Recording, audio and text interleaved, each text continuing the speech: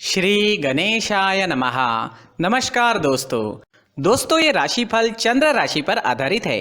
चंद्रमा मन का कारक है। हमारे मन पर जो भी उतार चढ़ाव आते हैं वो चंद्रमा की स्थिति लेकर आती है।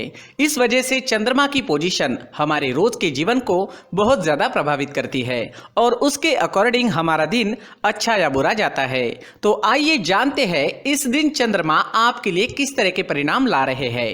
दोस्तों इस दिन चंद्रमा आपकी कुंडली में पराक्रम स्थान से गोचर करेंगे, यानी चंद्रमा 3rd हाउस में रहेंगे, जो आपके पराक्रम में बढ़ोतरी करने वाला है। जी हाँ, इस समय में आप स्वस्थ रहोगे और मस्त रहोगे, बीमारियों से आप दूर ही रहोगे।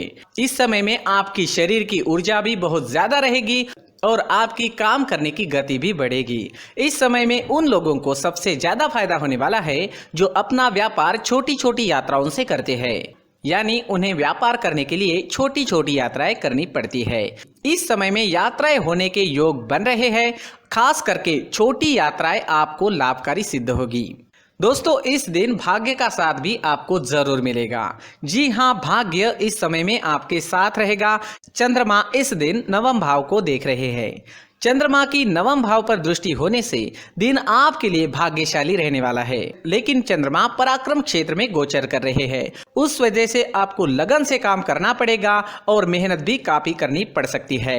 व्यापारियों को इस समय में निवेश करने से लाभ होने वाला है। व्यापारियों के लिए निवेश करने के लिए ये समय बहुत बढ़िया रहेगा, निवेश कर सकते हैं। इस समय में निवेश करने से अच्छा लाभ होने की संभावना रहेगी।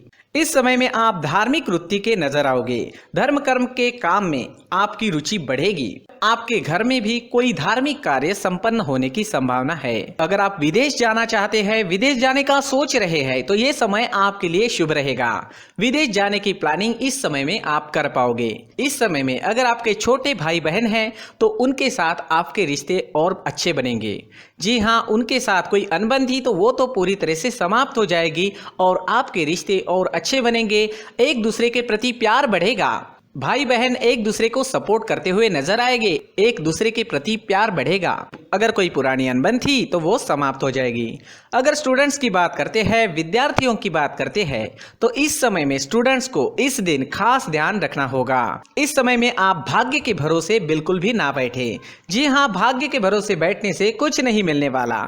इस समय में स्टूडेंट्स जितना अधिक परिश्रम करेंगे उतने अच्छे रिजल्ट्स ला पाएंगे। जैसे जैसे दिन आगे बढ़ेगा स्टूडेंट्स के लिए समय वैसे वैसे अच्छा होता जाएगा।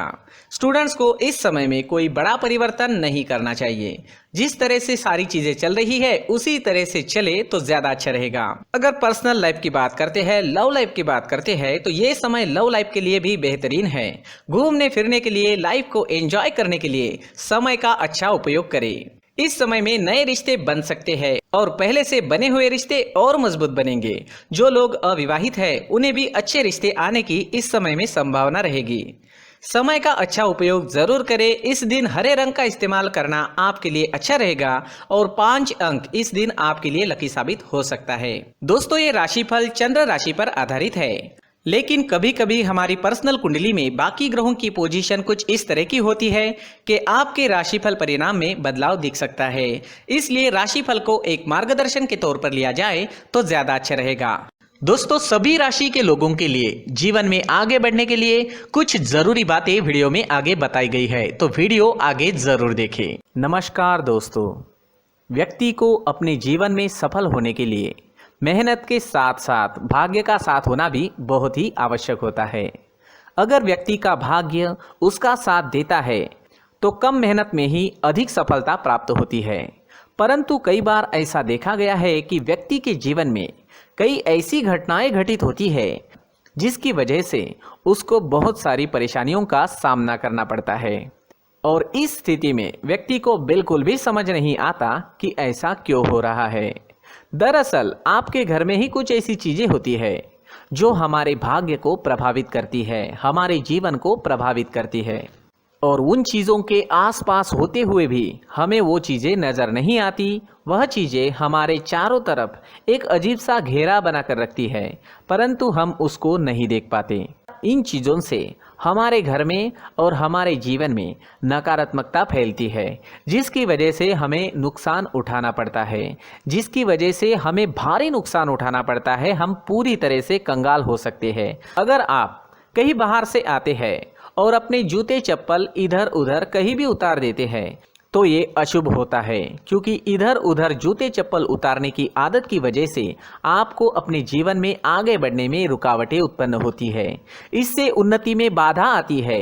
इसलिए आप अपने जूते चप्पलों को उनकी जगह पर ठीक प्रकार से रखें।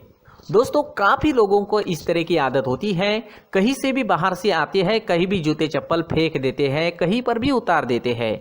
कुछ लोग तो घर के एंट्री के मेन डोर के सामने ही जूते या चप्पल डायरेक्टली उतार देते हैं। ये तो बहुत ही गलत है। साथ ही कुछ लोग जूते चप्पल उल्टे रख देते हैं, उस पर ध्यान नहीं देते। लेकिन इन चीज़ों पर ध्यान देना बहुत ज़रूरी होता है और जूते चप्पल हमारे जीवन को बहुत ज़्यादा प्रभावित करते हैं। दोस्तों, ध्यान रखें, जूते चप्पल हमेशा साफ सुथरे रखें और उनको उनकी जगह पर रखें। उनके लिए एक स्थान बनाएं, उस स्थान पर रखें। अगर कोई व्यवस्था उनके लिए की है तो बहुत ही अच्छी बात है, वहां पर उन्हें रखें, साफ सुथरा रखें। जूते चप्पलों को उनकी जगह पर कुछ इस तरह से रखें कि वो देखने में भी अच्छी लगे। अगर वो चीजें देखने में अच्छी लग रही है तो फिर उनसे निगेटिव एनर्जी उत्पन्न होने की संभावना बिल्कुल भी नहीं रहेगी। तो दोस्तों, इस बात का ध्यान जरूर रखें। साथ ही दोस्तों, एक और बात है जिस पर आपको ध्यान देना बहुत जरूरी होता है। हमारे घर के छत के ऊपर जिन चीज़ों का हमें काम नहीं होता है उन्हें हम घर के छत के ऊपर रख देते हैं। ऐसा करते करते देखेंगे तो घर के छत के ऊपर कबाड़ जमा दिखता है। जी हाँ, जो चीज़ें हमें लगता है आगे जाके हमारे काम में आ सकती है वो हम घर के ऊपर रख देते हैं, लेकिन वो चीज़ें तो काम में नहीं आती। हमारे जीवन पर वो चीज़ें बहुत ही गहरा निगेटिव इफेक्ट डालती है। इसलिए हमारे घर के ऊपर का जो भी एरिया है वो पूरी तरह से साफ सुथरा रखें। जी हाँ, साफ सुथरा रखना है और एक भी बिना काम की चीज हमारे घर के ऊपर नहीं रखनी है। दोस्तों, नहीं तो हम जीवन में मेहनत करते ही रहेंगे और हम जितना पा सकते हैं उतना नहीं पा सकेंगे, क्योंकि ये चीजें हमें कहीं ना कहीं हमारे जीवन में पीछे रखेगी। इस वजह से घर के छत को पूरी तरह से साफ रखें, पूरी तरह से साफ सुथरा रखें, क्लीन रखें। साथ ही दोस्तों, हम हमेशा देखते हैं घर के ऊपर जाने के लिए जो सीढ़ियां हैं, उन सीढ़ियों के नीचे जो जगह होती है वहां पर सामान हमेशा रख दिया जाता है।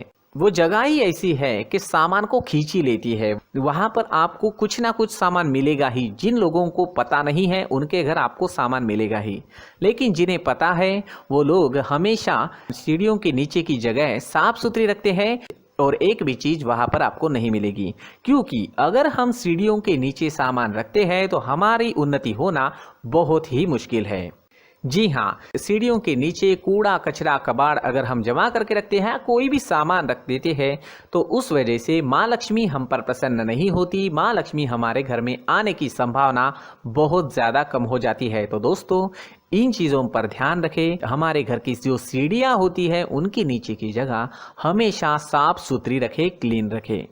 साथ ही दोस्तों, अगर आपके घर में ऐसी कोई चीज मौजूद है जिसका आपको काम नहीं है, जैसे टूटे फूटे बर्तन, आईना, तस्वीरें, इलेक्ट्रॉनिक सामान, सोफा, कुर्सी, टेबल, पलंग, घड़ी, झाड़ू, गमला इत्यादि, तो आप इन सामानों को अपने घर से तुरंत ही बाहर निकाल दीजिए, वरना इससे आपको बहुत बड़ी परेशानी हो सकती है। आपको ये चीजें कंगाल बना सकती है। तो घर में ऐसी चीजों का मौजूद होना शुभ नहीं माना गया है। इससे धन की देवी माता लक्ष्मी जी का प्रवेश घर में नहीं होता है। इन चीजों से आपके घर में नकारात्मक ऊर्जा का संचार होता है और जिस वजह से व्यक्ति को मानसिक समस्याओं का सामना भी करना पड़ता है। व्यक्ति के मन में चिड़चिड़ाहट होती है और छोटी छोटी बातों पर गुस्सा आने लगता है। आप जो भी कार्य करते हैं उसमें आपका मन नहीं लग पाता है।